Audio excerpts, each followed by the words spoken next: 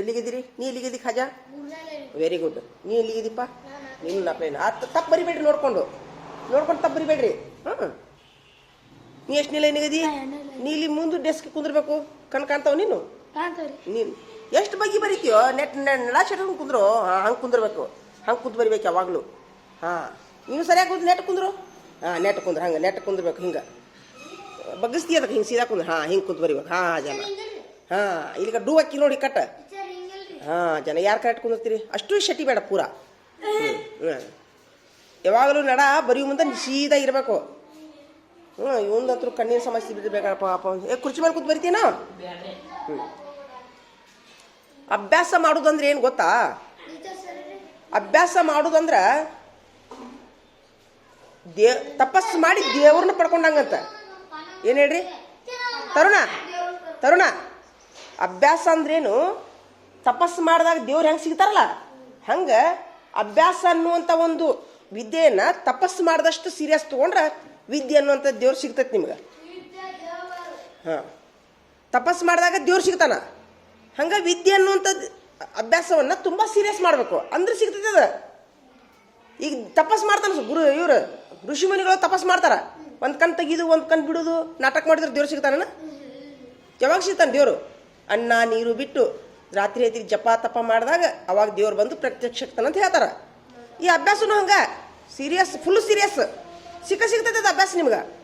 ಅದ್ರ ಜೋಡಿ ಮಜಾಕ್ ಮಾಡಬಾರ್ದು, ತಿಳಿತಾ? ನಿಮಗೆ ಅಭ್ಯಾಸ ಸಿಕ್ತು, ಅನ್ನದ ದಾರಿ ಸಿಕ್ಕಂಗೆ. ಏನು ಹೇಳ್ರಿ? ಅನ್ನದ ದಾರಿ ಸಿಕ್ಕಂಗೆ. ಒಂದು ದಾರಿ ಅಲ್ಲ, 100 ದಾರಿ. ಅಭ್ಯಾಸನ ಹತ್ಲಿಕ್ಕಂತಂದ್ರೆ ಈಗ ಅಭ್ಯಾಸ ಕಲ್ಕೊಂಡ್ರಿ ಅಂದ್ರೆ ನಿಮಗೆ ಅನ್ನದ ದಾರಿ 100 ಸಿಗ್ತಾವೆ. ಅಭ್ಯಾಸ ಕಲತ್ರಿ ಅಂದ್ರೆ, ಅಭ್ಯಾಸ ಕಲೀಲಿಕ್ಕಂತಂದ್ರೆ 1-2 ದಾರಿ ಸಿಗ್ತಾವೆ ನಿಮ್ಗೆ ಅನ್ನದ್ದು.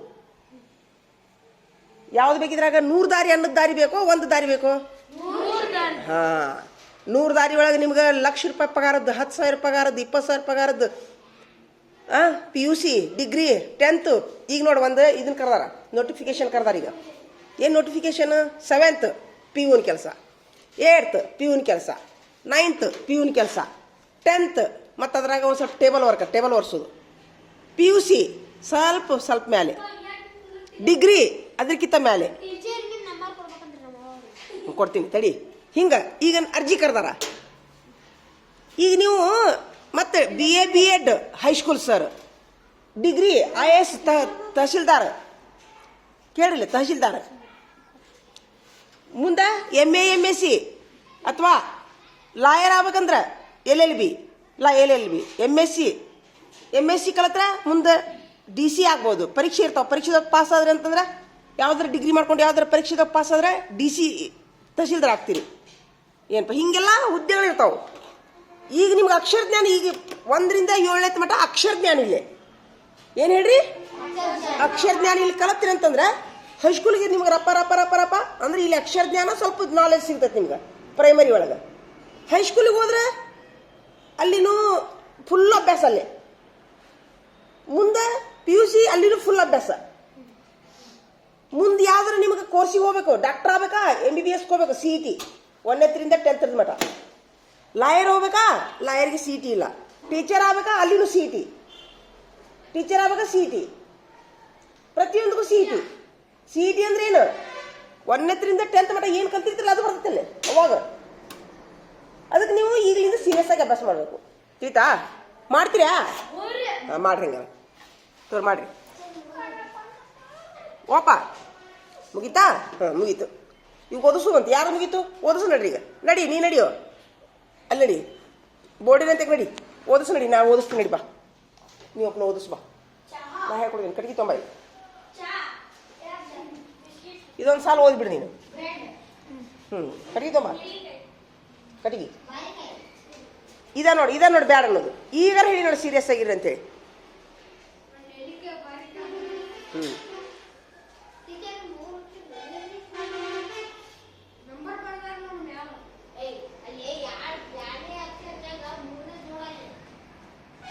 ಇಲ್ಲಿ ಮಠ ಕರೆಕ್ಟ್ ಅದಾವು. ಇಲ್ಲೇ ಒಂದು ಸ್ವಲ್ಪ 3 ಅಕ್ಷರದ್ದು, 4 ಅಕ್ಷರದ್ದು, 5 ಅಕ್ಷರದ್ದು ಹಾಕಿನಿ, 1-2 ಅಟ. ಉಳಿದದ್ದೆಲ್ಲ ಸೇಮ್. 1 ಅಂದ್ರೆ 1 ಅಕ್ಷರ, 2 ಅಂದ್ರೆ 2 ಅಕ್ಷರ. ಹೌದು, ಲಿಖೋ ಲಿಖೋ ಅದು ಎರಡು ಅಕ್ಷರ.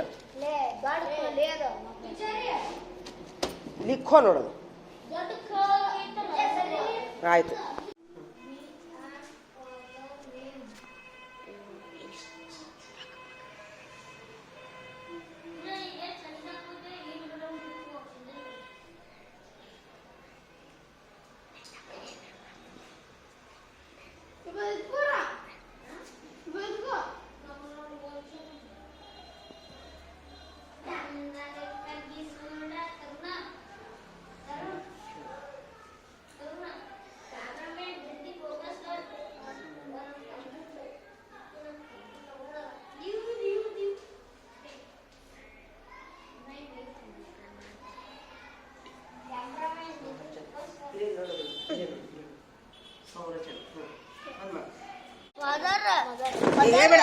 ಹೇಳ್ಬೇಡ ಸುಮ್ಮನೆ ಓದು ಓದು ಓದು ಓದು ಓದು ಓದು.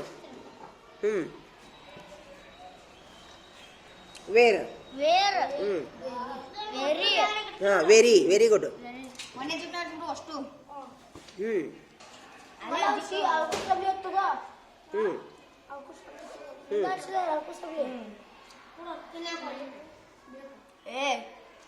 ಹ್ಯಾಪಿ. ಒಂದು ಕೆಲಸ ಮಾಡಿ, ನೋಟ್ಬುಕ್ ತಗೋರು, ನೋಟ್ಬುಕ್ ತಗೋ. ಶಬ್ದ ಹೇಳ್ತೀನಿ ತಗೋ, ಶಬ್ದ ಹೇಳ್ತೀನಿ ತಗೋ. ಬೇಡ ಬಡ ಬಡ ತಗೋರಿ. ಹತ್ತು ಹೇಳ್ತೀನಿ ತಗೋ, ನಡಿ. ಇಲ್ಲಿ ಒಂದು ಕೆಲಸ ಮಾಡ, ನೀನು 4 ಅಕ್ಷರದ್ದು ಬರ್ಕೊಂಬ. ಇಂಥವು ಇದ ಪ್ಯಾರದಾಗಿನು, ಇದೊಂದ ಪ್ಯಾರದಾಗಿನು. ನೀ 4 ಅಕ್ಷರದ್ದು, ನೀ 3 ಅಕ್ಷರದ್ದು. 4 ಅಕ್ಷರ ನಂಗೆ ಬರಿಬೇಡ್ರಿ, ಎಣಿಸ್ಬಾರ್ದು ನೀವು. 1 2 3 4 ಎನಿಸ್ಬೇಕು. ನೀನು 5 ಅಕ್ಷರದ್ದು, ನೀನು 6 ಅಕ್ಷರದ್ದು. ಬಡ ಬಡ ಬರ್ಕೊಂಬರಿ. ಇದೊಂದ ಪ್ಯಾರದಾಗಿನು. ಬಡ ಬಡ ಹೋಗ್ರಿ ಪಟ್ನ. ಅವನಷ್ಟು ಓದಿಸ್ತೀವಿ. ಬರ್ಕೊಂಬರಿ ಪಟ್ನ ಹೋಗ್ರಿ.